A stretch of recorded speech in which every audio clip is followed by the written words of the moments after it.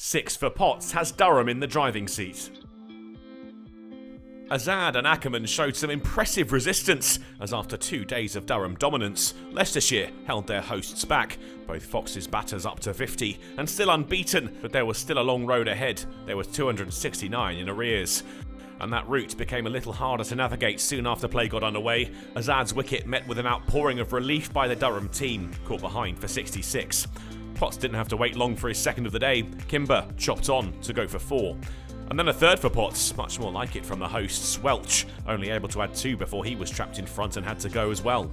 Ackerman was still there though, and the captain was once again playing the knock of a determined skipper. Durham kept out, and the total inching its way towards 200. The captain would fall to Ben Rain, caught by Eckersley for a defiant 81, but Durham had now exposed the lower order. Leicestershire 6 down and still 224 behind. The 7th wicket partnership of Barnes and Swindles took that deficit below 200, but that's where they were separated. Barnes unable to withdraw the bat in time, a catch juggled between Borthwick and Beddingham. Leicestershire still some 196 runs behind. The pair found their way to 250 runs after the break, but Durham couldn't be capped out for too long. Potts sealed his 5-wicket haul and left Durham needing just 2 more to end the Foxes' innings, when Swindles was taken by Borthwick at second slip. Davis would soon follow, Potts now with 6, taking the catch himself as the number 10 fended at a short one. Out came Chris Wright, followed by Louis Kimber, acting as a runner for the stricken Foxes bowler. He and Hendricks were looking to avoid the follow-on, but they wouldn't make it. Wright out, skying Travaskis to Rain. Leicestershire all out for 273, 155 behind Durham.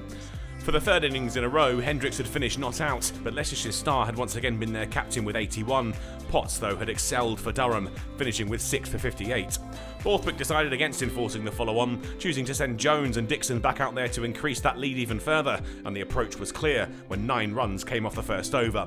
Dixon was clearly going for it, tee just around the corner when he started to clear the ropes. Jones too got in on the act. Barnes plundered for 14 in an over. They'd breached 50 runs before the break, the partnership pushing hard with Durham designs on a dash with the ball later in the day.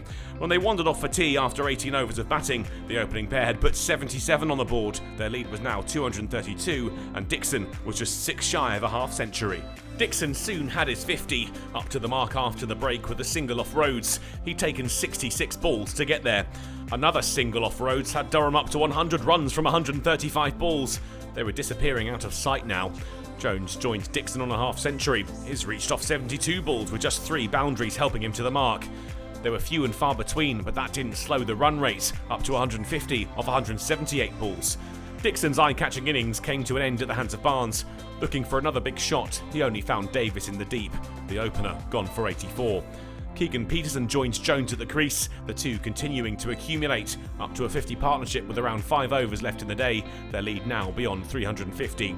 Jones was in the 90s and would close out the day with a ton to his name. A punch of the air for the opener when he ploughed Rhodes to the ropes. His 100 scored off 136 balls, the boundary just his 6th. It was a knock that was at an end with 11 balls left in the day. Out LBW for 108 to Rhodes, departing with Durham 8 runs shy of a 400-run lead. They'd finished the day on 239 for 2, the lead 394. All is not lost for Leicestershire though. Tomorrow is another day, and they weren't put back in the firing line before the end of play. That means Durham will need to find 10 wickets on the 4th day if they're to pick up the win they're hunting. The Foxes though will be confident. Their draw last week, perfect preparation.